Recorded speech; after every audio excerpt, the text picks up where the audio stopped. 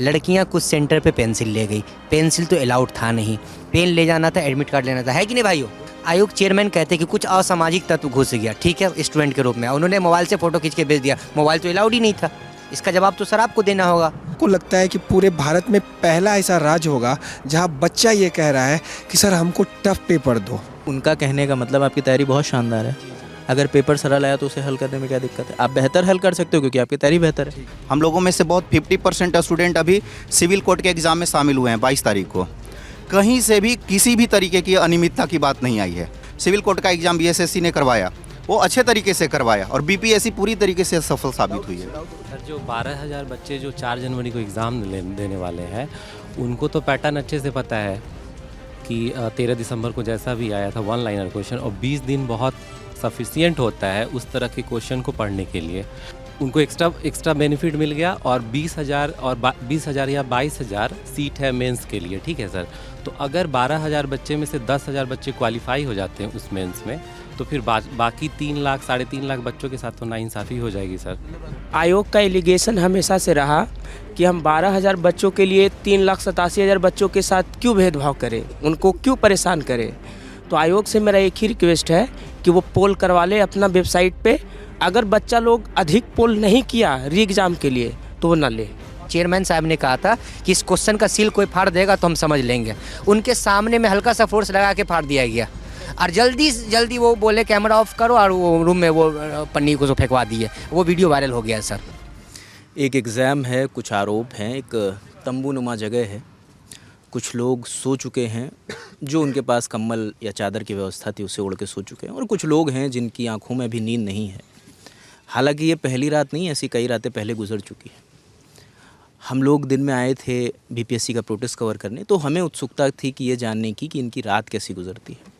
तो अभी रात के 1 बज रहे हैं और हम घटना जो प्रदर्शन स्थल है गर्दनी बाग पटना का, वहाँ पे मौजूद हैं। यहाँ पे बीते कुछ दिनों से प्रोटेस्ट चल रहा है। यहाँ पे आमरण अनशन पे कुछ छात्र बैठे थे, 7 लोग बैठे थे, 6 लोग हॉस्पिटलाइज हो चुके हैं, एक अभी छात्र यहाँ पर है, उनसे हमने बात भी करी, वो वीडियो भी आप देख सकते हैं। यहाँ पे कुछ लोग हैं जिनसे हम ये जानने की कोशिश करेंगे आखिरकार इनकी रात बीत कैसे रही है, जो कंबल इन्हें मुहैया कराए गए हैं वो कहाँ से आ रहे हैं, जो खाना बहुत ज़्यादा तो नहीं आया, कुछ खाना भी आया इनके लिए, तो वो कौन भिजवा रहा है, कैसे व्यवस्था, कैसे ये पूरा आंदोलन चल रहा है, इसको समझने की कोशिश है। तो क्या नाम है भाई?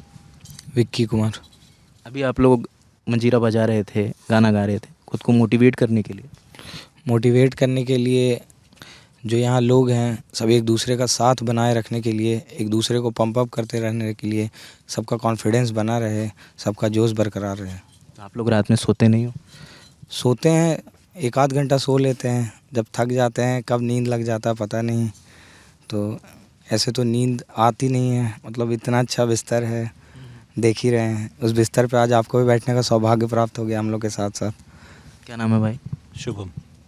आप कब से हो इस प्रोटेस्ट में शामिल? हम लोग पहले दिन से हैं, 18 तारीख से, और अभी तक टिके हुए। रातों में कुछ बदलाव हुआ, ये पहली रात जैसी थी वैसी अभी? नहीं, थोड़ी भीड़ बढ़ती गई है, मज़ा आते रहा है। मज़ा आ रहा है मतलब? बिल्कुल मज़ा आ रहा है।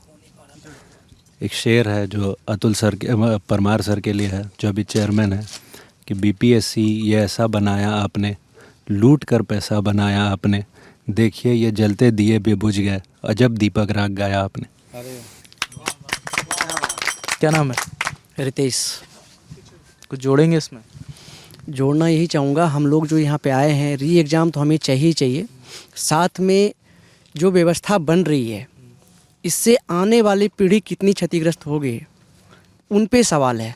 आज आप जो कर रहे हैं परमार साहब, अध्यक्ष पोस्ट पे आप हैं, कोई भी रहेगा उस पोस्ट पे वो अपना काम करेंगे, लेकिन आपने जो काम किया है इससे आने वाले जो बिहार की आगामी पीढ़ी है उन पे क्या बीतेगा ये वो भी नहीं सोच पा रहे हैं, क्योंकि उनमें जो है बुद्धिमत्ता उनकी खो चुकी है, जो उनके अंदर बुद्धि है वो खो चुकी है। अगर आप जो है ऐसे लेवल गिरा करके क्वेश्चन पूछेंगे तो आने वाले प्रशासन को कैसे चलाएंगे। उनसे ये सवाल है कि जब लेवल उठता जा रहा है हर एक स्टेट का क्वेश्चन का, तो यहाँ क्यों नहीं, यहाँ और बैक होते जा रहा है, जबकि 60 बात हुई थी आज ही, एक अधिकारी हैं आयोग में, उनसे बात हुई थी, तो मैंने ये पूछा था कि छात्र तो बार बार कह रहे हैं कि एग्ज़ाम पेपर का लेवल इतना हल्का क्यों सेट किया गया, तो उन्होंने कहा अगर लेवल हल्का है तो वो क्लियर कर ले, क्या दिक्कत आ रही है उसमें? सर लेवल जब आपका माइंडसेट होता है कि आप अपर लेवल एग्ज़ाम देने जा रहे हैं, आपके साथ कॉन्सेप्चुअल क्वेश्चन पूछा जाए, लॉजिकल क्वेश्चन पूछा जाए, जो प्रशासनिक सेवा में काम आने वाले हैं, जिसको आप जिस तरीके से आप उसको पढ़ते हैं, जिस तरीके से क्वेश्चन को सॉल्व करते हैं, क्या उस लेवल का जो है आपका अभी है संरचना, जो आपका जो है प्रशासनिक स्तर है उस लेवल पे जो बात करेंगे, हम विस्तार से बात करेंगे, आप ही के लिए आए।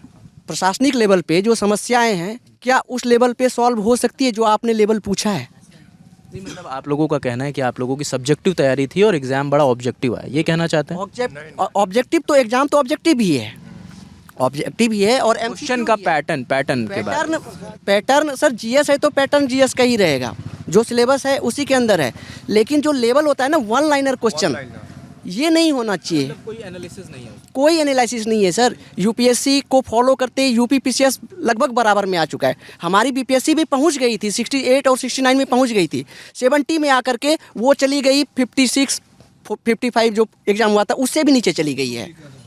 क्या कह रहे हो दोस्त? सर मेरा ये कहना है कि सर हमारे चेयरमैन सर ने खुद बोला था पहले ही कि हम इस बार जो है, उनका स्टेटमेंट है सर बाकायदा, कि 69th का जो पेपर था वो बहुत इजी था, इसलिए हम जो पेपर तैयार करेंगे वो उससे बहुत अच्छी क्वालिटी का होगा। ठीक है, तो सर उनका जो पेपर है अगर ये बहुत अच्छा क्वालिटी है तो मुझे नहीं समझ में आ रहा है कि उनके अनुसार से ये अच्छा है तो इससे बुरा क्या पेपर हो सकता है। दूसरी बात सर, ये अंदाज हम लोग को लगता है कि पूरे भारत में पहला ऐसा राज्य होगा जहाँ बच्चा ये कह रहा है कि सर हमको टफ पेपर दो, पहली चीज़। दूसरी चीज़ सर, आप जो पेपर दे रहे हो, आप किस चीज़ का एग्ज़ाम ले रहे हो सर? आप एसडीएम बना रहे हो, डीवाईएसपी बना रहे हो ना, आप एनालिटिकल क्वेश्चन दे रहे हो, आप वन लाइनर दे रहे हो कि बच्चा गया एक किताब रट लिया मनोहर पोथी, उसको पढ़ के बच्चा पास कर गया। वो लोग मनोहर पोथी नहीं पढ़ते हैं आप लोग? सर मनोहर पोथी पढ़ने के लिए वो एग्ज़ाम ही नहीं है सर। क्या मनोहर पोथी पढ़ के जो पूछ रहा हूँ, आप लोग पढ़ते हैं नहीं पढ़ते? सर पढ़ते तो सब कुछ है सर, पढ़ते तो सब कुछ A to Z पढ़ते हैं, लेकिन हमारे सर ने ये बोला था कि 69th का पेपर इजी था और हम उससे हाई स्टैंडर्ड का पेपर देंगे। तो ये अगर उनके हिसाब से 69th के हिसाब से अगर वो हाई स्टैंडर्ड है तो सर वो खुद देख ले कि उनका पेपर 69th का क्या था और ये क्या था। और इसलिए हम लोग ये कह रहे हैं कि सर ने खुद बोल करके पेपर का स्टैंडर्ड इतना डाउन कर दिया। दूसरी चीज़ क्या हो रही है, हमारे जो मित्र हैं वो हमें ये एलिगेशन लगा रहे हैं कि क्या यार तुम्हारे यहाँ ऐसे पेपर पास करके तुम एसडीएम डीवाईएसपी बन जा रहे हो। वो हम लोगों को बहुत, जो 69th का पेपर हुआ था सर, ऑल इंडिया लेवल पे एक वो आइकॉन बन गया था। और हमारे बीपीएससी में बच्ची जो है, आपको यूपी, उसके बाद वेस्ट बंगाल, उड़ीसा, बहुत जगहों से लोग आने लगे थे। उनको लग रहा था कि हाँ यहाँ का पेपर जो एनालिटिकल हो गया है और up to the UPSC level को हम लोगों ने टच कर लिया है। ठीक है, लेकिन आपने स्टैंडर्ड सडनली ऐसा गिरा दिया, तो वो हमें दो चीज़ें लग रही है सर, या तो कुछ ना कुछ इसमें बहुत बड़ा घोटाला है सर। ठीक है, कि मतलब कि आप वन लाइन, मुझे लगता है क्या सर, वनडे एग्ज़ाम जिस तरह का ये लिया गया है, इसके थ्रू डमी कैंडिडेट मेंस लिखे ताकि उनका जो अपना मामला है वो वहाँ सेट कर सके। क्योंकि जो अच्छे स्टूडेंट हैं, जो यूपीएससी पैटर्न पे पढ़ रहे हैं या जो एनालिटिकल तरीके से पढ़ रहे हैं, जो आंसर राइटिंग करते हैं, जिन्होंने ऑलरेडी लिख चुका है, तो वो अगर उनकी कॉपी लिखाएगी तो उनको तो वो आरटीआई लगा देंगे। अगर वो फेल होते हैं तो वो जान जाएंगे कि मेरे कॉपी में इतना मार्क्स कम क्यों आया।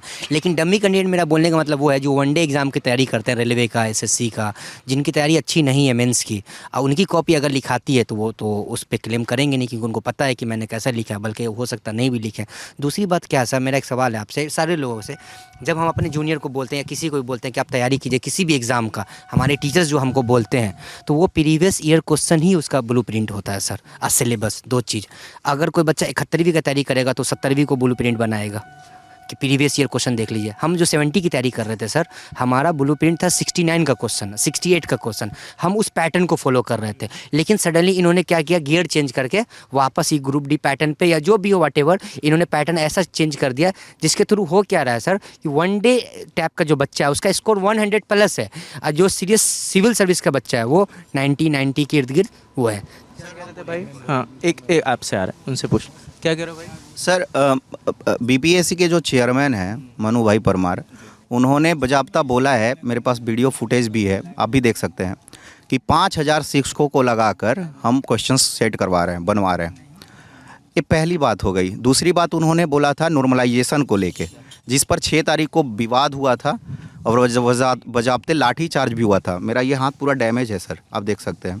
6 तारीख के पहले नॉर्मलाइजेशन का जो खड़ा किया ड्रामा इन्होंने ही किया, क्योंकि इन्होंने प्रेस कॉन्फ्रेंस करके बोल दिया था। ये जो अभी जो क्वेश्चंस पे बात हो रहा है बहुत गंभीर मामला है। आप देख लीजिए एनालिटिकल क्वेश्चन जो है उससे ही प्रीलिम्स निकलेगा। जो यूपीएससी लेवल का जो तैयारी कर रहे हैं या जो सिविल सर्विसेज का तैयारी करते हैं, ये दे दिए फैक्चुअल क्वेश्चन और एनालिटिकल क्वेश्चन बहुत डिफरेंस है। फैक्चुअल क्वेश्चन में सर मुख्य नाराजगी है आप लोगों की? नहीं, ये मुख्य नाराजगी नहीं है। मुख्य नाराजगी तो हमारा जो 12,000 जो लोगों का एग्ज़ाम हो रहा है, ये ना चाहते हुए भी हम नॉर्मलाइजेशन प्रोसेस से चले गए, क्योंकि 12,000 लोगों का। सर 1 मिनट मुझे समय दीजिएगा। समय है आपके पास। आप वीडियो बना रहे हैं क्या? नहीं, बंद कर दीजिए। हाँ प्लीज़ बंद कर दीजिए। 40 लोकसभा क्षेत्र है सर हमारे बिहार में। 4,83,000 स्टूडेंट यहाँ पर बैठे हैं। आप देख लीजिएगा 12,000 ऑन एवरेज एक लोकसभा क्षेत्र का पड़ेगा। 38 जिला है, 40 लोकसभा क्षेत्र है। सर एक लोकसभा क्षेत्र के बराबर बापू परीक्षा केंद्र में एग्ज़ाम होने वाला है। एक परीक्षा केंद्र में 12,000 से ज़्यादा लोग बैठेंगे।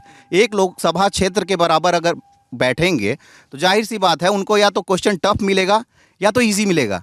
जब इजी मिलेगा तो आप समझ सकते हैं कि हम लोग के लिए परेशानी, 4 लाख लोगों के लिए परेशानी। नहीं, मैं समझ रहा हूँ जी, प्लीज़ ऐड करें। बताएं सर, जो 12,000 बच्चे जो 4 जनवरी को एग्ज़ाम देने वाले हैं, उनको तो पैटर्न अच्छे से पता है कि 13 दिसंबर को जैसा भी आया था 1 लाइनर क्वेश्चन, और 20 दिन बहुत सफिशिएंट होता है उस तरह के क्वेश्चन को पढ़ने के लिए। और जैसा कि सबको ये बोला गया था कि यूपीएससी के आधार पे क्वेश्चन आने वाला है और क्वेश्चन जो साल भर पढ़ेगा वही निकाल पाएगा ये एग्ज़ाम। तो वो 12,000 बच्चे जो फिर से एग्ज़ाम देंगे उनको तो एक्स्ट्रा बेनिफिट मिल गया। और दूसरा पॉइंट सर ये है कि उनको एक्स्ट्रा बेनिफिट मिल गया। और 20,000 और 20,000 या 22,000 सीट है मेंस के लिए, ठीक है सर। तो अगर 12,000 बच्चे में से 10,000 बच्चे क्वालिफाई हो जाते हैं उस मेंस में, तो फिर बाकी 3 लाख 3.5 लाख बच्चों के साथ तो नाइंसाफ़ी हो जाएगी सर। मतलब अगर मैं आपकी बात समझ पा रहा हूँ तो ये कहने का मतलब है कि अब जो लोग पेपर देंगे उन्हें एग्ज़ाम का पैटर्न पता है और उन्हें एडिशनल जो टाइम इस पर मिल गया 13 से लेकर 4 तक।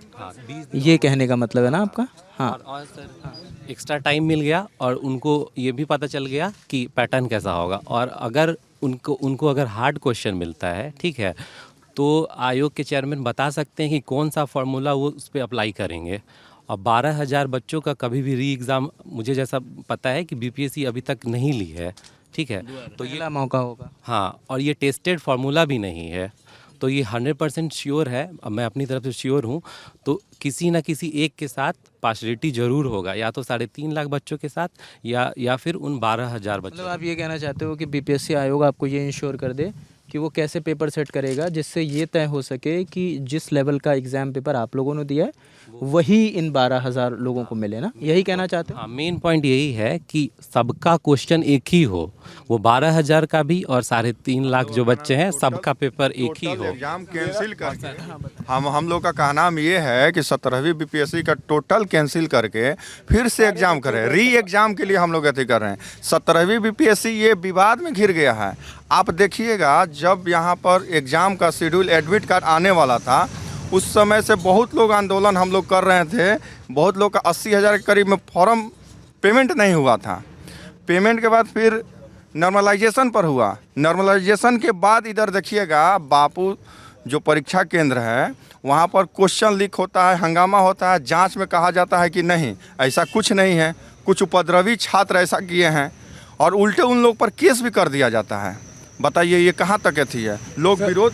मेरी बात यह है कि जैसा कि आपने शुरुआत में कहा कि आयोग बच्चों को कहे कि अगर पेपर आसान है तो एग्ज़ाम पास करके आओ।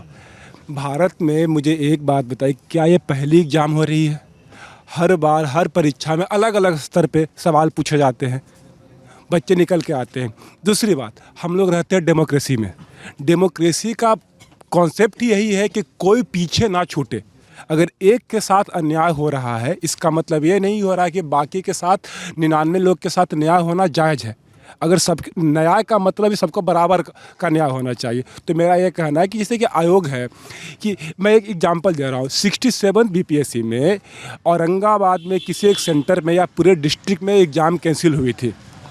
हैं, और वहाँ पे फिर से री एग्ज़ाम हुआ, उसमें नॉर्मलाइजेशन का स्कोर नहीं हुआ। जो कॉमन कट ऑफ दोनों एग्ज़ाम के लिए सेम कट ऑफ था, एक भी बच्चे का सिलेक्शन उनमें नहीं हुआ है, एक भी बच्चे का सिलेक्शन नहीं हुआ। स्टैटिस्टिकली भी ये देखा जाता है लॉ ऑफ एवरेजेस पे कि अगर वहाँ कुछ बच्चे बैठे होंगे 3000, 4000, 5000 जो भी संख्या होगी, कम से कम एक बच्चों का भी तो रिजल्ट वहाँ होना चाहिए था ना। कहीं ना कहीं ये अभी और भी बात गिरेगा। हाँ, 12,000 सर 3.5 लाख बच्चे जो एग्ज़ाम दे चुके हैं, ठीक है, ऑलमोस्ट 3.5 लाख, और जो 12,000 देंगे, क्या आयोग के चेयरमैन या कोई भी जो हमारे देश के राज्य के मुख्यमंत्री वो ये बता सकते हैं कि दोनों को इक्वल प्लेटफॉर्म मिल पाएगा? शायद मुझे नहीं लगता है कि इक्वल प्लेटफॉर्म पे ये सवाल वाजिब है। आप क्या कह रहे हैं? कहीं ना कहीं आयोग जो है वो खुद को ये सिद्ध कर रही है कि वो खुद योग्य नहीं है, क्योंकि उनका स्पष्टीकरण कहीं भी क्लियर नहीं है। नॉर्मलाइजेशन को लेके, एग्ज़ाम को लेके कहीं भी स्पष्टीकरण, पहले भी वो क्वेश्चन पे बोल दिए थे। जैसे कि इससे पहले जो चेयरमैन थे अतुल प्रसाद जी 68, 69, 67 में, उनका क्वेश्चन का स्तर जो था यूपीएससी लेवल, यूपीपीएससी लेवल का था।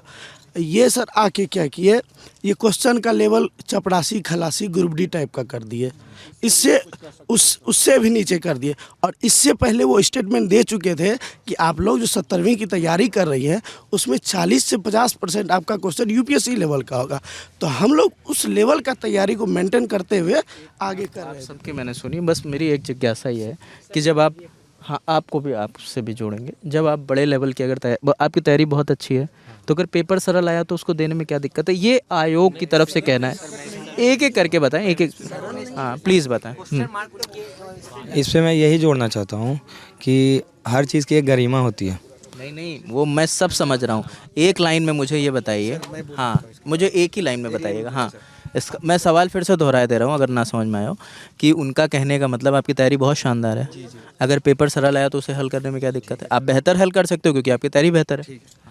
तो सर जो ये सेकंड पेपर लेंगे तो पेपर तो वही वन लाइनर रहेगा सर। तो वो हमारे में पेपर में आया था कि पटना का तख्त हर मंदिर कहाँ है सर, सोनपुर मेला जो पटना सोन और गंगा किनारे, अगला बार आएगा सर पंचवर्षीय योजना में कितना साल होता है सर, ठीक है। तो ये तो फैक्चुअल हो गया सर। वो 3 दिन का सर 24 घंटा का टाइम दीजिए सर, एक किताब उठाएंगे सर, आपका सारा डिटा निकल जाएगा सर वहाँ से। एक लाइन सपोज अगर सपोज एक एग्जांपल से हम कहना चाहेंगे, सपोज हाँ एरोप्लेन चलाना है पायलट के लिए, आप कहिएगा कि एरोप्लेन तो चलाना है, आप क्या दिक्कत है, बाइक तो चलाते हैं। अरे भाई बाइक तो चलाने आता है, सब तो बाइक चलाएगा, उसके बाद एरोप्लेन आप उड़ा सकते हैं, ये कहाँ तक जायज़ है? आप ये देखिए सबका एक लेवल होता है, आप किस लेवल का ऐसे करते हैं। हम ये कह रहे हैं कि इससे अधिक बिहार पुलिस का एक क्वेश्चन टफ आता है। 12,000 बच्चों का मैं बिल्कुल हम एक एक सेक्शन पे बात कर लें, पहले मैं आप पे बात आऊँगा।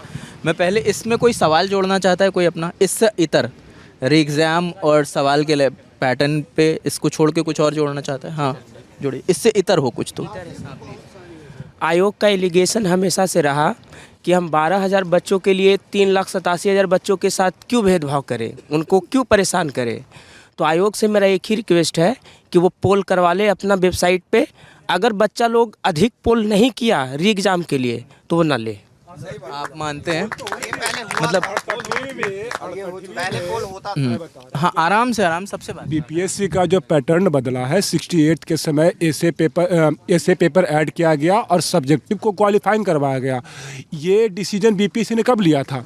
जो 68वीं में बच्चे पीटी क्वालिफाई करके गए थे, मेंस के फॉर्म भरने के वक्त वहाँ पे पोलिंग हुई है, उसके आधार पे फैसला लिया गया है। तो अतुल प्रसाद जी को देखिए पर्सनली लाइक कोई कर सकते, डिसलाइक कर सकते, लेकिन उनके समय में एक चीज़ बेहतर थी कि वो सब चीज़ को बहुत ट्रांसपेरेंट रखते थे। वो हर एक चीज़ की जानकारी पब्लिक डोमेन में बच्चों से पहले वो खुद ला के देते थे। हमारी जो कुछ भी शंकाएँ होती थी कि परीक्षा कब होगी, अतुल जी प्रसाद के समय में 2 एग्ज़ाम हुई, 68वीं और 69वीं। 30 सितंबर का टाइम दिया, 30 सितंबर को पेपर हुआ। प्रीलिम्स का टाइम था, रिजल्ट टाइम पे आया, मेंस की रिजल्ट टाइम पे आई, मेंस की एग्ज़ाम टाइम पे। इसमें पहला कब 30 सितंबर को होगा, फिर 10 वाले लोग डेट बढ़ाते हैं, फिर ये 27 ये जो लास्ट टाइम हमारी एग्ज़ाम हुई उसके बाद भी हर चीज़ के बाद बच्चों में एक संशय बना हुआ है कि एग्ज़ाम पता नहीं कैंसिल हो जाएगा कि क्या होगा। है कि वो क्लियरिटी नहीं देता। एडमिनिस्ट्रेटिव एफिशिएंसी की की बात होगी। बात ये दरअसल सवाल सिर्फ ये क्वेश्चन से हटके और भी है, ट्रस्ट का सवाल है। लड़कियां कुछ सेंटर पे पेंसिल ले गई, पेंसिल तो अलाउड था नहीं, पेन ले जाना था, एडमिट कार्ड लेना था, है कि नहीं भाइयों? पेंसिल वो बच्चे ले जाते हैं सर जिनका सेटिंग होता है, पेंसिल की तो जरूरत ही नहीं थी। आयोग चेयरमैन कहते हैं कि कुछ असामाजिक तत्व घुस गया, ठीक है, स्टूडेंट के रूप में, उन्होंने मोबाइल से फ़ोटो खींच के भेज दिया। मोबाइल तो अलाउड ही नहीं था। इसका जवाब तो सर आपको देना होगा या आपके जो इंचार्ज रहे होंगे उनको देना होगा कि मोबाइल बच्चे ले कैसे गए, जबकि मोबाइल तो अलाउड था नहीं। तीसरा कि स्पेशल ट्रीटमेंट जो दिया गया अधिकारी के बच्चों को खगड़िया में, उसकी सफाई कौन देगी? गया में डीजे पे आंसर सुना गया है सर, डीजे पे आंसर सुना गया है, इसकी जवाबदेही कौन लेगा? चेयरमैन साहब का एक वीडियो है, आप ही लोग मीडिया बंधु उनका इंटरव्यू ले रहे थे। चेयरमैन साहब ने कहा था कि इस क्वेश्चन का सील कोई फाड़ देगा तो हम समझ लेंगे। उनके सामने में हल्का सा फोर्स लगा के फाड़ दिया गया और जल्दी जल्दी वो बोले कैमरा ऑफ करो और वो रूम में वो पन्नी को फेंकवा दिए। वो वीडियो वायरल हो गया है सर। ट्रस्ट का सवाल है सर, लोकतांत्रिक व्यवस्था है, आपकी इतनी बड़ी संस्था पे सवाल उठ रहा है। यूपीएससी के बारे में बताते हैं सर, जम्मू कश्मीर से लेके कन्याकुमारी तक, गुजरात से लेके आंध्र प्रदेश तक, 1 shift 1 exam 1 question paper, standard कितना मेंटेन रखता है। 38 जिला है सिर्फ बिहार में, 20-22 जिला में एग्जाम होता है, आपसे ढंग से एग्जाम लिया हुआ नहीं होता है सर। अगर आपका इंटेंशन प्योर होगा ना सर, आप मेरे घर आके मेरा एग्जाम ले लीजिएगा, मैं चीट नहीं कर पाऊंगा। लेकिन सवाल इंटेंशन का है, आप लेना चाहेंगे तब ना। आप डम्मी कैंडिडेट को घुसा के आपका जो डील हो रहा है आपको तो उसको शिफ्ट करना है। सवाल इसका है सर। सवाल री एग्जाम हम सिर्फ क्वेश्चन पैटर्न पे नहीं है, ये बात सच है कि क्वेश्चन इजी आएगा टफ आएगा वो हमारे हाथ में नहीं है, आ सकता है, लेकिन फेयर एग्जाम नहीं हुआ है। री एग्जाम इसलिए मांग हो रही है क्योंकि यहाँ ट्रस्ट का बात है, बेईमानी हुआ है सर, सारा सरी बेईमानी हुआ है, चीट हुआ है, धोखा हुआ है हम लोगों के साथ, इसलिए हम बोल रहे हैं धोखा हुआ है। बहुत सारी जगह क्वेश्चन लीक हुआ है, हम एग्जाम दे रहे थे, हम कहाँ से प्रूफ ला के देंगे? और उसके लिए कोई स्पेशल हमारे पास टीम है क्या कि हम लगा देंगे कहीं पर कि क्वेश्चन लीक होगा तो आप बताइएगा? ट्रस्ट का सवाल है सर। डीजे पे आंसर सुना गया सर, लड़कियाँ पेंसिल ले गई हैं, स्पेशल ट्रीटमेंट दिया। किसने बताया ये सब जो सेंटर पे दूसरे बच्चे थे उन लोगों ने बताया यहीं पे आके कि उनके सेंटर यहाँ पे आए थे। हाँ, आए के बता के गए हैं और खुद चेयरमैन बताए हैं। चेयरमैन साहब ने खुद बताया, उनका वीडियो है मेरे पास, मैं दिखा दूंगा कि इस पन्नी को कोई फाड़ नहीं सकता, ये इतना वो तो देखा है। हाँ, तो फिर इसका जवाब सवाल ट्रस्ट पे उठ रहा है सर। लोकतांत्रिक व्यवस्था में कभी बोल करके आपको पूछा सवाल, इसलिए री एग्जाम चाहिए सर। ट्विटर पे 11:51 पे 12:35 हाँ 12:35 पे क्वेश्चन का हमने कितने लोगों को दिया गया, 12:51 की टाइमिंग के पे ट्विटर पे वायरल होता हुआ दिखता है। और प्रेस कॉन्फ्रेंस में क्या बोलते हैं कि 1 बजे तक तो पेपर बहुत सही सुचारू रूप से चला, उसके बाद सिचुएशन क्रिएट हो गई। मतलब उनके अपने ही बातों में कॉन्ट्राडिक्शन है। ट्विटर पे दिख रहा है, उससे पहले वो बोलते हैं 1 घंटे तक सही चला, उसके बाद गड़बड़ हुआ है। तो वो क्या बोल रहे हैं, क्या इन्फॉर्मेशन ट्विटर पे जा रही है, उसमें कॉन्ट्राडिक्शन दिख रही है। तो ये मैटर जो है ना, ये बहुत बड़ी कॉन्स्पिरेसी की तरफ जाता हुआ दिख रहा है। और ऐसा नहीं होगा इसमें लीपापोती करने के लिए आप EOU की बॉडी को यूज़ करके और आप सब लीपापोती कर दोगे कि नहीं सब कुछ ठीक है।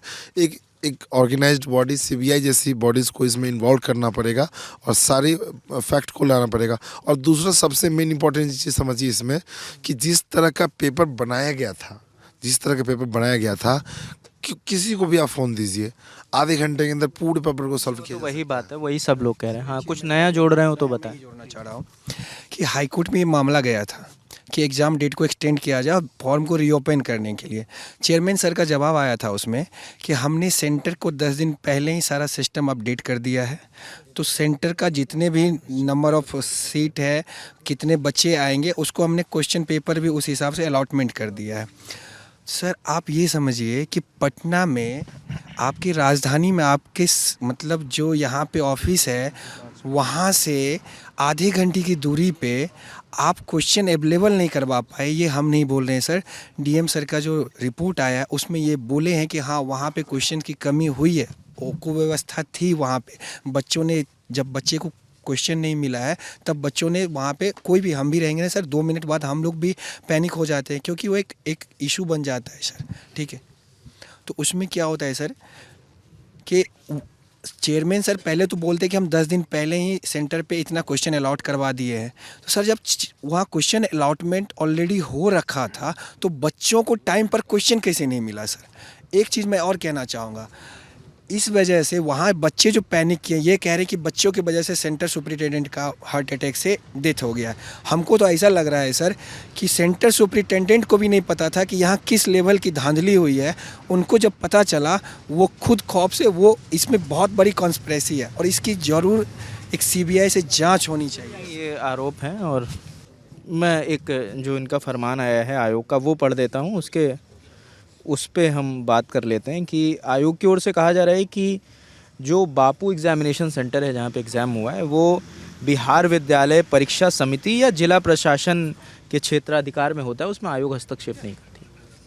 जो भी लॉजिस्टिक है वहाँ का, जो भी CCTV है, जो भी मैनेजमेंट है, उसमें आयोग का कोई लेना देना नहीं। बड़ा बात ये है, क्या कह रहे हैं? बड़ा बात यह है कि आयोग ये कह रहा है कि उनका अधिकार क्षेत्र में आता है, जबकि आयोग ने ही 10 दिन पहले हाईकोर्ट में ये बताया है कि हम लोग क्वेश्चन भेज चुके हैं। मिसमैनेजमेंट का बात यहाँ आता है कि 288 बच्चा है, 192 क्वेश्चन पेपर ही हैं, तो बाकी क्वेश्चन पेपर गया कहाँ? अगर 273 जो भी है, आंकड़ों में फेरबदल हो सकता है। तो बात है कि क्या वो क्वेश्चन पेपर हटाया गया या फिर दिया ही नहीं गया। इसमें उनका कहना है कि 12-12 के सेट में एग्ज़ाम पेपर थे, 273 12 का मल्टीपल नहीं है, इस वजह से कुछ पेपर उससे सील से बाहर निकले। तो कुछ पेपर और 50 प्लस पेपर में अंतर होता, 1-2 पेपर की बात रहता तो चलता। और आप जो पूछ रहे हैं कि सारे लोग का अलग अलग कंसर्न है, या हर विद्यार्थी और हर अभ्यर्थी अलग अलग कंसर्न के साथ री एग्ज़ाम डिमांड कर रहा है।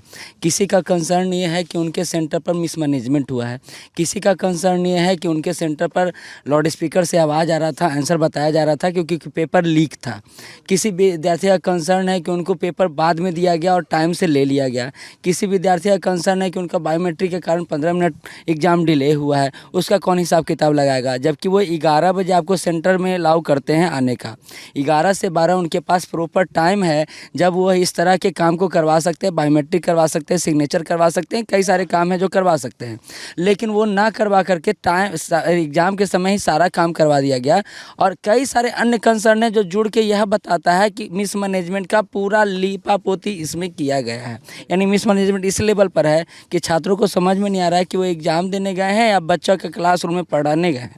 तो आप लोग आयोग जो है अपनी मनमानी पर उतरा हुआ है, आप उनसे क्रॉस क्वेश्चन नहीं कर सकते हैं। और छात्र जो अपनी प्रतिक्रिया दिए, ये बात बापू परीक्षा परिषद का है जहाँ छात्र प्रतिक्रिया दिए, वहाँ क्या जो वहाँ प्रतिक्रिया नहीं मिला है वहाँ सब कुछ ठीक है क्या? 34 सेंटर में सब कुछ ठीक चल रहा है, 36 सेंटर में तो नहीं ठीक चल रहा है। वहाँ की प्रतिक्रिया जब छात्र मेल के माध्यम से आयोग को बताते हैं तो आयोग उस मेल को पब्लिक नहीं करता है, लेकिन उस मेल को बताया जाता है जहाँ बताते हैं कि कुछ छात्र हमको बोल रहे हैं कि हमारा एग्ज़ाम अच्छा गया, हमको पढ़ने नहीं दिया जा रहा है, कई सारी बातें। तो आयोग अपने स्तर पर पारदर्शी नहीं है, और जब अपारदर्शिता होती है तो कई सारे बहाने होते हैं और उसी में स्टूडेंट को टारगेट किया जा रहा है। इनको क्रिमिनल बोला जा रहा है, इनको उपद्रवी बोला जा रहा है, इनको असामाजिक तत्व बोला जा रहा है। पहले ये तो बताइए कि आपका जो फुटेज जारी हुआ है, जो आपने फुटेज दिया है मीडिया में, क्या वो प्रॉपर सही फुटेज है? नहीं है। जहाँ से बच्चे निकले और क्यों निकले इसका फुटेज वो जारी नहीं करते हैं।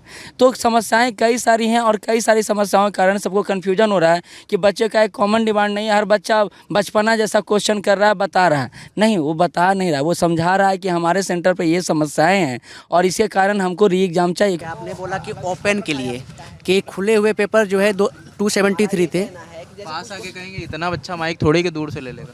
273 जो था, अच्छा जैसे कुछ पर्टिकुलर क्वेश्चन में जो है QR कोड आंसर के सामने में है। हो सकता है कि उन्होंने कुछ और भी कोडिंग किया हो। जैसे मान लीजिए रीजनिंग में होता है ना कि पहले 10 क्वेश्चन के लिए यहाँ पे है, अगले 10 क्वेश्चन के लिए कुछ और आगे हो सकता है, किसी जैसे आंसर B है और वो C के सामने में दे रहे हैं, ऐसा भी हो सकता है। ये हमारा कंसर्न है, हम ये आरोप नहीं लगा रहे हैं या हम ये कंफर्म नहीं है, पर इसकी जांच तो हो सकती है ना सर। और चीज़ें हैं कि आपने बोला कि सर खुले हुए पेपर गए थे क्योंकि उसके 12 के मल्टीपल में नहीं था, लेकिन मेरा नहीं, आयोग का कहना है। मैं उन्हीं को बोल रहा हूँ सर, आपको नहीं बोल रहा हूँ कि आपने मतलब डैट मीन्स आयोग ने, ठीक है, कमीशन ने कहा। लेकिन कुछ ऐसे भी हॉल हैं उसमें जिसमें जो है आधे लोगों को पेपर मिला, आधे लोगों को नहीं मिला, तो वहाँ पे उनका ये कौन सा लॉजिक काम करेगा सर? एक ये उसी हॉल उसी सेंटर पे बापू सभागार की बात, कुछ बच्चे का सेंटर होम सेंटर मिला है सर, किस बेसिस पे सर आयोग ने ये डिसाइड किया कि उनको होम सेंटर दिया जाएगा?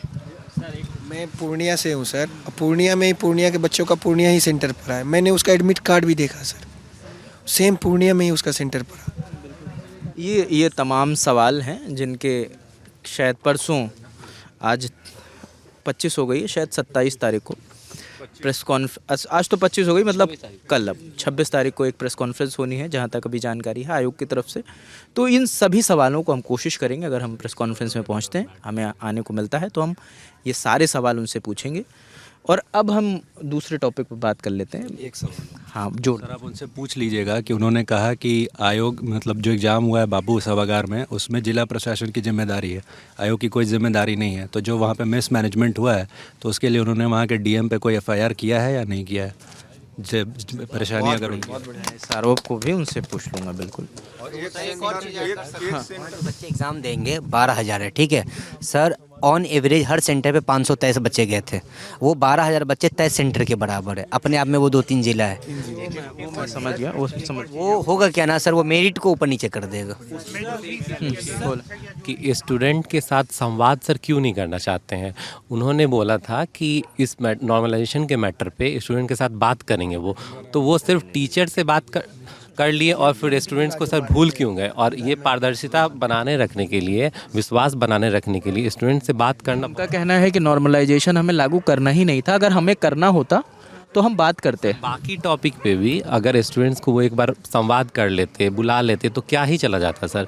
जब शिक्षक को आप बुला रहे हैं तो स्टूडेंट्स और आयोग के बीच का मामला है, तो सर आयोग और स्टूडेंट्स को क्यों नहीं इन्वॉल्व दोनों आपस में कर रहे हैं? ये कोऑर्डिनेशन क्यों नहीं बना रहे हैं आयोग? वो शायद ये हो सकता है कि स्टूडेंट्स का नंबर इतना ज़्यादा है तो एक मंच पे बात करना थोड़ा मुश्किल हो सकता है। तो पोलिंग तो हो सकती है ना सर? सर बहुत सारा पोलिंग तो हो सकती है ना?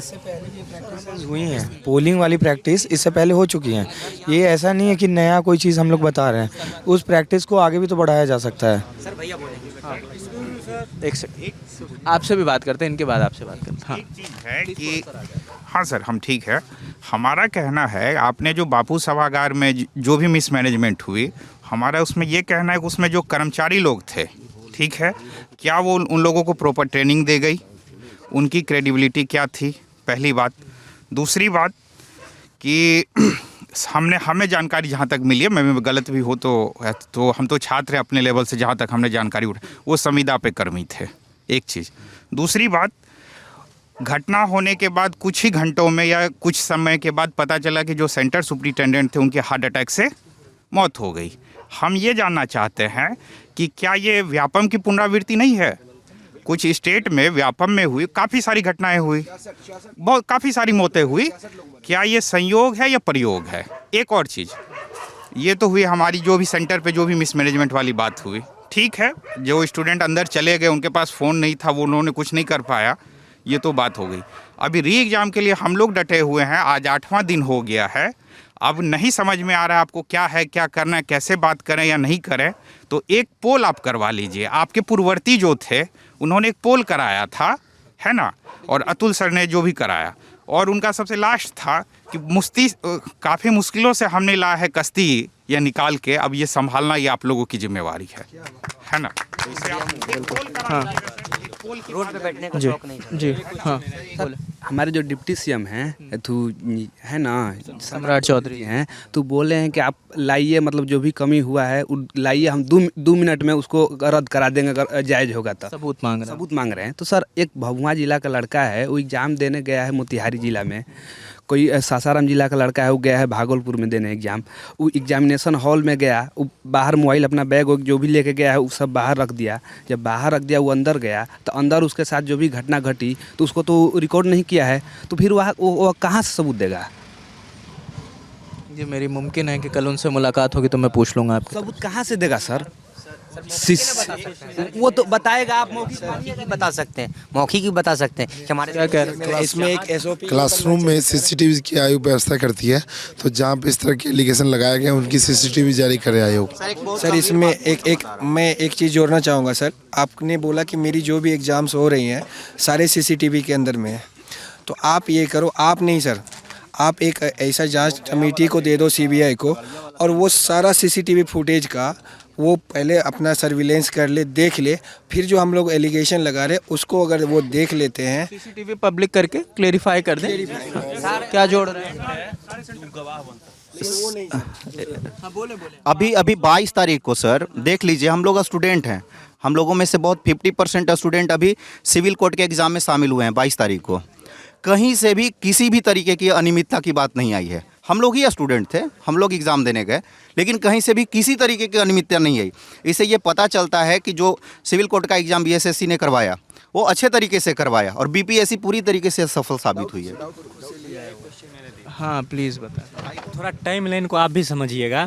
6 तारीख को हम लोग क्या बोलते हैं नॉर्मलाइजेशन के विरुद्ध एक आंदोलन किए थे चेयरमैन के खिलाफ कि नॉर्मलाइजेशन नहीं कीजिए। तो उन्होंने एक नॉर्मलाइजेशन को लेकर लेटर नहीं जारी करके मतलब डीएम को नोटिस जारी कर रहे हैं कि कल बच्चा सब प्रदर्शन के लिए आ रहा है यहाँ पे पुलिस सिक्योरिटी जो लगाना है लगाया जाए, लेकिन वो नोटिस नहीं दिए। जब हम लोग यहाँ आके आंदोलन किए तो शाम में एक नोटिस देते हैं कि नहीं नॉर्मलाइजेशन नहीं करेंगे, एग्ज़ाम हम 13 तारीख को लेंगे। तो मान लीजिए 6 तारीख हो रहा है और 13 तारीख को एग्ज़ाम ले रहे हैं वो। हम लोग को 7 दिन का टाइम मिला। हम लोग मेंटली थोड़ा सा टॉर्चर था, परेशान थे, तो हम लोग सर से बोल रहे थे कि सर आप हमको 1 सप्ताह का टाइम एक्सटेंड कर दीजिए डेट, उसके बाद हम लोग एग्ज़ाम देंगे लेके। और ये केस हाई कोर्ट में भी गया, तो हाई कोर्ट में ये रिटर्न है, उसने वहाँ स्टेटमेंट दिया लेके कि हम क्वेश्चन सारे सेंटर पे पहुँचा दिए हैं। जब क्वेश्चन सारे सेंटर पे पहुँचा दिए हैं तो हम डेट को एक्सटेंड नहीं कर सकते हैं। तो वो अपने डेट जो जारी किए हुए थे पहले उसके हिसाब से एग्ज़ाम ले लिए। ठीक है, हमने 13 को एग्ज़ाम दे दिया। 13 को जब हम एग्ज़ाम दे दिया तो फिर क्या हो गया, मान लीजिए वहाँ से वो उनके मिसमैनेजमेंट के कारण बापू एग्ज़ाम सेंटर से पेपर लीक हो गया। अब पेपर जब लीक हो गया तो वो उनका जिम्मेवारी है। अब मान लीजिए आप वो 4 तारीख को एग्ज़ाम ले रहे हैं, 4 तारीख को ले रहे, 13 को एग्ज़ाम हुआ, फिर वो 4 को ले रहे, तो उस बच्चा को तो 21 दिन एक्स्ट्रा दे रहे हैं। वो बात हो गई, वो बात जोड़ी है इन्होंने बताया। एक लाइन उनको 21 दिन मिल रहा। हम लोग इधर 7 दिन मांग रहे तो टाइम नहीं दिए लेके, उनको 21 दिन टाइम लेके दे रहे हैं, तो फिर ये कहाँ से इक्वल होगा सर? ये सवाल आप पूछिएगा। हम बोल रहे हैं सर कि आयोग ये मान रही है कि प्रशासन से कुछ ना कुछ गलती हुआ है, ठीक है, इसके लिए, और बोल रही है कि नॉर्मलाइजेशन हम नहीं करेंगे। ठीक है, तो नॉर्मलाइजेशन आप नहीं कीजिएगा। हम लोग सोच के गए थे जिस प्रकार से 69वीं में क्वेश्चन आया था उस प्रकार से क्वेश्चन का लेवल रहेगा। आप कह रहे हैं कि नॉर्मलाइजेशन नहीं होगा, तो आप क्वेश्चन इसी टाइप का जिस प्रकार से लेवल इसमें था उसी प्रकार से आप रखिएगा। आप जो माइंड में कप है लड़कों लोग का, वही माइंड में कप होगा कि अब क्वेश्चन ईजी आएगा तो लोग ज़्यादा से ज़्यादा उसमें से रिजल्ट हो सकता है। ये देखिए दैनिक भास्कर का पेपर का है, ये खगड़िया का न्यूज़ है। ये देखिए ये पेपर का है, प्रिंट मीडिया का। एक चीज़ सर्किट हाउस में नहीं देख चुके हैं। एक चीज़ हम बताना चाह रहे हैं, यहाँ जो लड़के बैठे हैं वो क्वेश्चन आसान है या टफ है ऐसा नहीं, सबसे बड़ी बात है पूरा प्रोसेस ही डाउटफुल हो गया है, संदिग्ध हो गए। हम लोग अविश्वास में परीक्षा दे के भी खूब अच्छा नंबर ला के भी अपने आप को खुश नहीं महसूस कर रहे हैं कि हम अविश्वास में रह करके ऐसे परीक्षा को कैसे पास करेंगे। सबको लग रहा है कि अगर मान ले पीटी हो भी गया तो मेंस जाएगा। पूरा का पूरा प्रोसेस ही डाउटफुल है, बस इसीलिए लोग बैठे हैं और चेयरमैन से बस इसी ऐसा तो नहीं है कि पहला एग्जाम हम लोग दे रहे हैं बीपीएससी का। जितने भी लोग बैठे हैं यहाँ पे, हम ही जो है यूपी पीसीएस भरते हैं, यूपीएससी भरते हैं, छत्तीसगढ़ पीसीएस भरते हैं और भी अन्य जगहों को भरते हैं। इन्हीं से हम ही सब बच्चे रहते हैं और भी अलग स्टेट के बच्चे आते हैं। आज तक किसी भी आयोग पे उंगली बच्चों ने क्यों नहीं उठाया? हाँ प्लीज़ बताएं कौन? हाँ और फिर नहीं बोलेंगे फिर। देखिए एक आदमी है यहाँ पे, कवर कीजिएगा, एक आदमी है यहाँ पे जो पिछले बार बिहार पुलिस की वैकेंसी को उसने पेपर लीक कराया, संजीव मुखिया नाम है। बीपीएससी टीआरई 3 का पेपर लीक कराया। ये दोनों एग्ज़ाम का जो क्वेश्चन है वो लीक हुआ और फिर रद्द भी हुआ और पुनर्एग्ज़ाम हुआ, फिर से एग्ज़ाम हुआ। ये संजीव मुखिया ने नीट का भी पेपर लीक कराया। ईओयू बोल रही है, मैं नहीं बोल रहा हूँ, कि उसके बेटे डॉक्टर शिवा ने उसका पेपर बजाते गुजरात से आ रहा था पटना, बीच में ट्रांसपोर्ट वाले को सेट किया और उड़ा दिया और कटर से काट के फिर उसको सील भी कर दिया। अब देखिए ये जो संजीव मुखिया है सर, ये अभी भी बाहर घूम रहा है। हम लोगों को क्या, बहुत लोगों को संदेह है, यहाँ के जो ज़्यादा जानकार हैं, आईपीएस जो एक्स आईपीएस हैं अमिताभ दास ने भी बोला था, एग्ज़ाम के 2 दिन पहले उन्होंने बोला था कि संजीव मुखिया पे मुझे संदेह है, वो बाहर है, वो किसी भी तरीके के अनियमितता में शामिल हो सकता है। इनको भी स्पष्ट करना चाहिए ना कि संजीव मुखिया कहाँ है। 3 क्वेश्चन पेपर लीक में शामिल बिहार का सबसे बड़ा माफिया, वो पुलिस के पकड़ से बाहर क्यों है सर? हाँ आप हाँ प्लीज़ आगे आ जाए। अगर स्टूडेंट से सबूत मांगा जाएगा, अगर हम स्टूडेंट्स अगर सबूत देने लगे तो आपकी जांच एजेंसियां जो हमारे टैक्स के पैसे की सैलरी ले रही है वो क्या घर पे सोएगी? हम गवाह बन सकते हैं, हम प्रत्यक्षदर्शी बन सकते हैं, हम आपको आके बता सकते हैं कि भैया वहाँ पे ऐसा हुआ है, हम गवाह बन सकते हैं। सबूत ढूंढना मेरा काम नहीं है, सबूत ढूंढना आपका काम है। ये क्वेश्चन आप आयोग से पूछिएगा, हम एलिगेशन लगाएंगे, आप उसको क्लेरिफाई करके दीजिए। सर एक बात, आपकी प्रशासन की गलती है और आपने गलती किया। हम लोग अगर टाइम मैनेजमेंट के कारण मात्र 0.5 नंबर से कम रहते हैं तो हमको प्री का सिलेक्शन नहीं होता है, लेकिन आपकी गलती हुई है, आपके चलते हम क्यों भुगते, हम दोबारा क्यों एग्ज़ाम दें? लीजिए तो सबका लीजिए, री एग्ज़ाम लीजिए, यही हम लोग का मांग है। केवल री एग्ज़ाम से हम लोग मानेंगे नहीं तो धरना पे बैठे रहेंगे। हाँ प्लीज़ बोले। 11 बज के अगर आपका 10 सेकेंड भी ज़्यादा हो गया ना सर तो आपको एंट्री नहीं मिलता है सर। मेरा एक दोस्त जिसका कि मतलब बक्सर से अररिया सेंटर दिया, वो 11 बज के जैसे वह क्लोज हो गया और वो पहुँचते पहुँचते उसको बोल रहा है कि सर 30 सेकेंड हुए, बोला नॉट अलाउड। आप सर बोल रहे हो और बच्चे को आपने 12:30 बजे तक पेपर नहीं दिया है सर, तो वो बच्चा कोई भी रहेगा सर पैनिक होगा सर, क्योंकि उसकी लाइफ की बात है, वो सालों साल मेहनत करता है सर। ये आपकी नाकाम। उसमें चेयरमैन सर ने इतने आराम से प्रेस कॉन्फ्रेंस में बोलने थे कि 10-15 मिनट का देरी हुआ था टेक्निकल रीज़न से। सर अगर एक बच्चा अगर ये बता रहे हैं कि जो भी इनके दोस्त का एग्ज़ाम छूटा, अगर हम 1 मिनट लेट होते हैं तो हमारा तो पूरा साल चला जाता है। तो फिर आप जो 15 मिनट 20 मिनट करके लेट किए तो आप उस रिस्पॉन्सिबिलिटी को समझो, फिर से कंडक्ट करवाओ। हमें हर जाना भुगतना पड़ता है ना अपने 1 साल के रूप में, तो आप भी भुगतिए। अकाउंटेबिलिटी कौन लेगा? हमारी अकाउंटेबिलिटी तो हो जाती है कि हम 1 मिनट लेट हुए हैं, हमारा परीक्षा गया क्योंकि हम रूल के अकॉर्डिंग पहुंच नहीं पाए, तो वो हम पेनलाइज्ड हो गए कि हम नहीं दे सकते हैं। तो वो अपना अकाउंटेबिलिटी कैसे सेट करेंगे? बिल्कुल समझ रहा हूँ। अब ये सारे सवाल मैं ज़रूर पूछूंगा। हाँ कुछ जोड़ना है आपको? 67, 68 और 69 में क्या करते हैं, OMR भरने के लिए 15 मिनट एक्स्ट्रा टाइम दे देते हैं। इस बार लगभग मैक्सिमम सेंटर पे ऐसा हुआ है कि 12 बजे के बाद पेपर मिला है। जब इन्विजिलेटर को बोले कि क्या कहते हैं हम लोग तो पहली बार एग्जाम नहीं देते हैं, तो बोला कि आप लोग कब क्या दिए और नहीं दिए उससे कोई मतलब नहीं है, जब हम लोग को देने का ऑर्डर तभी देंगे। दूसरी बात, किसने बोला? इन्विजिलेटर बोले हैं। और हमारे सेंटर पर क्या कहते हैं, हॉल में 72 स्टूडेंट का कैपेसिटी था, उस पर एक भी बल्ब नहीं था, कहने पर 2 बल्ब लगाए एक साइड में, पूरा रूम डार्क था, बिल्कुल मिसमैनेजमेंट था। बापू परिसर में क्या कहते हैं 12,000 स्टूडेंट का कैपेसिटी था। बहुत सारा सेंटर में क्या होता है, वो हर सेंटर में 40% या 30% का स्टूडेंट एब्सेंट रहते हैं। बापू परिसर में क्या कहते हैं 12,000 का कैपेसिटी था, अगर 40% क्या कहते हैं एब्सेंट होते हैं तो लगभग 7200 स्टूडेंट प्रेजेंट थे, और 30% एब्सेंट होंगे तो 84 के आसपास स्टूडेंट थे। तो क्वेश्चन बांटने के बाद फिर भी तो क्वेश्चन पेपर बांट जो एक्स्ट्रा क्वेश्चन था उससे एग्जाम ले सकते थे, तो वो जो पेपर घटा वो पेपर बाहर कहाँ गया? क्या दूसरी जगह उसको ट्रांसफ़र कर गया था? तो वो पेपर कहाँ गया? बस ये तमाम आरोप जो भी आप बता रहे हैं, मैं बिल्कुल, मेरी पूरी कोशिश रहेगी आयोग से पूछने की जब पीसी होगी उनसे। मैं एक चीज़ आप लोगों से पूछना चाहता हूँ कि आप लोग 6-7 दिन हो गए यहाँ बैठे बैठे? 8वां दिन है। 8वां दिन है।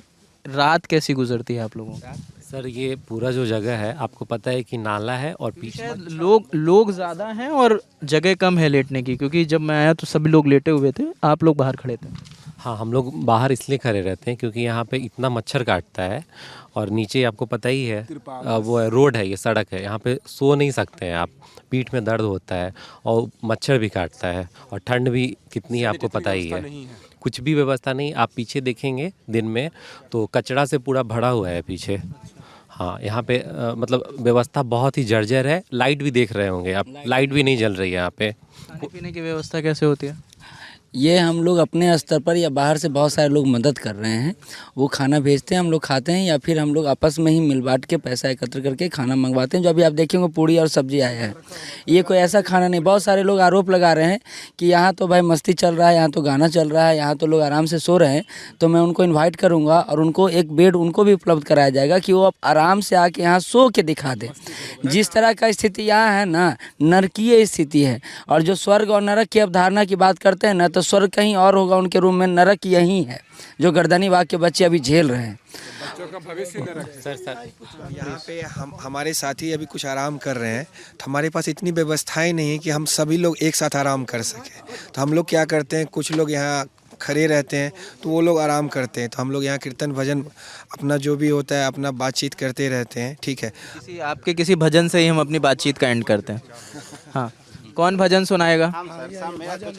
आइए, नहीं अब भजन से एंड करेंगे, ऐसे नहीं मानेंगे। चलिए सर, बात ये है ना कि बीपीएससी से हमको अब आशा रहा नहीं, ठीक है। वो अपना मनमानी कर रहा है, हम लोग को कैरेक्टर सर्टिफिकेट दे रहा है कि हम उपद्रवी हैं, ये हैं। सर, हम आपके माध्यम से एक स्टेटमेंट है मेरा, थोड़ा सा इमोशनल भी है, लेकिन हम बोलना चाहते हैं कि हमारे राज्य के जो हेड हैं, मुखिया हैं, उनसे हमारा रिक्वेस्ट है कि आपके राज्य में आपके बच्चे के साथ अन्याय हो रहा है, ठीक है। वो कहीं ना कहीं अपने आप को असमानता का शिकार, और उनको है सो स्टेटमेंट दिया जा रहा है, अनसंड आरोप लगा जा रहा है जो निराधार है, ठीक है। आप हमारी बात को सुनिए और हमारी बात जो भी है, हमारे जो भी कंसर्न हैं उनको सुनिए सर। माननीय नीतीश जी, आपसे रिक्वेस्ट है और ललन टॉप के माध्यम से आप, मेरा रिक्वेस्ट है, और आप भी हैं सो हमारी बात उन तक पहुंचाइए। सुनिए, हमारी बात को सुनिए, हमारे बारे में एक स्टेटमेंट कुछ भी दीजिए सर। हम आपसे बहुत आशा लगा के बैठे हुए हैं। हमको बीपीएससी से एक पैसे की उम्मीद नहीं है, क्योंकि ये भ्रष्ट आयोग होती जा रही है। तो अब कुछ ऐसा सुना दीजिए जिससे उम्मीद बंधे। अब कौन सुनाएगा? लता मंगेशकर जैसा सुना दे। भोसले की आवाज हम सुना देंगे। आ जाइए, आगे आ जाइए। आप ही की ज़रूरत है यहाँ पे, मनोबल बढ़ा रहे लोगों का। आराम से बैठ जाइए। चलिए, चूँकि सत्याग्रह हम लोग कर रहे हैं और गांधी जी हमेशा प्रासंगिक हैं और हमेशा रहेंगे।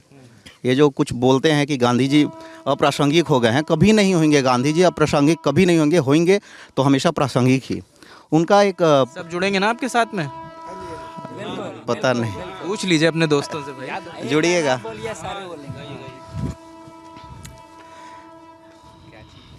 वैष्णव जन तो तेने कहिए, वैष्णव जन तो तेने कहिए, जे पीड़ पराई जाने रे। वैष्णव जन तो तेने कहिए, वैष्णव जन तो तेने कहिए, जे पीड़ पराई जाने रे।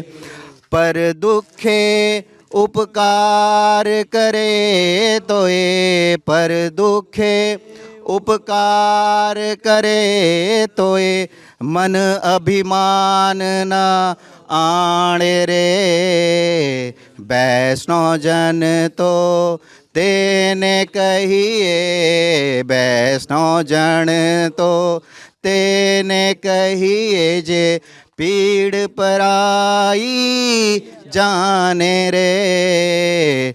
वैष्णव जन तो तेने कहिए, वैष्णव जन तो तेने कहिए, जे पीड़ पराई जाने रे।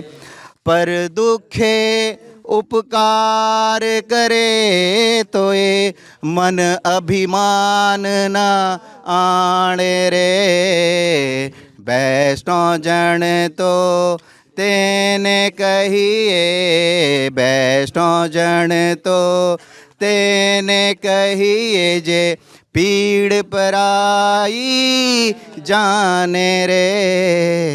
वैष्णव जन। बहुत बहुत शुक्रिया। और इसी नोट पर हम अपनी बातचीत को ख़त्म करते हैं और इस वादे के साथ ख़त्म करते हैं कि इन सवालों को जो भी ज़रूरी लोग हैं, जो भी कंसर्न पर्सन हैं, उनसे पूछे जाएंगे। अपनी हम पूरी कोशिश करेंगे और उन जवाबों को इन लोगों तक लाने की कोशिश करेंगे। जो भी अपडेट होगा वो लगातार आपको देते रहेंगे।